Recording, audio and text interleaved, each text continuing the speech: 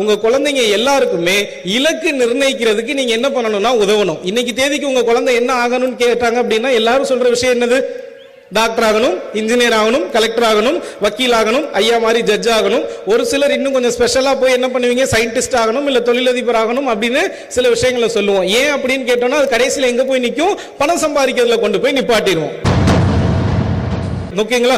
இன்னைக்கு இருக்க பேரண்ட்ஸ் ரொம்ப சிம்பிளா டைம் இல்லாததுனால அவங்க பண்ற அட்வைஸ் என்ன அப்படின்னா, தம்பி நல்லா படிக்கணும், நல்லா படிச்சா நல்ல வேலை, நல்ல வேலை கிடைச்சா நல்ல சம்பளம், நல்லா வாழலாம். அப்ப நல்ல வாழ்க்கை அப்படிங்கிறது பணத்தை டிபெண்ட் பண்ணி இருக்குன்னு உங்க லைஃப்ல நடந்த இன்சிடென்ட் வச்சுட்டு அவங்களுக்கு நீங்க என்ன பண்ணக்கூடாது? கோல் செட் பண்ணக்கூடாது. இன்னும் ஒரு சிலர்லாம் இருப்பாங்க, தம்பி எப்படியாச்சும் வீட்டை கட்டணும், கடனை கட்டணும், அந்த மாதிரி என்ன பண்ணுவாங்க, அப்பா அம்மா விட்டு வச்ச பாக்கிகளை ஃபில் பண்றதுக்கு கோல்ஸ் செட் பண்ணுவாங்க.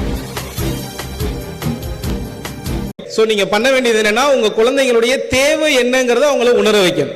தேவை அப்படின்னா குடும்பத்தோட தேவை என்ன, தன்னுடைய தேவை என்ன, தன்னுடைய திறமையை கொண்டு இந்த சமுதாயத்துக்கான தேவை என்ன கண்டுபிடிக்கிறதுக்கான சூழலை உருவாக்கி கொடுத்தீங்க அப்படின்னா அவங்களோட இலக்கு அவங்களே என்ன பண்ணுவாங்க?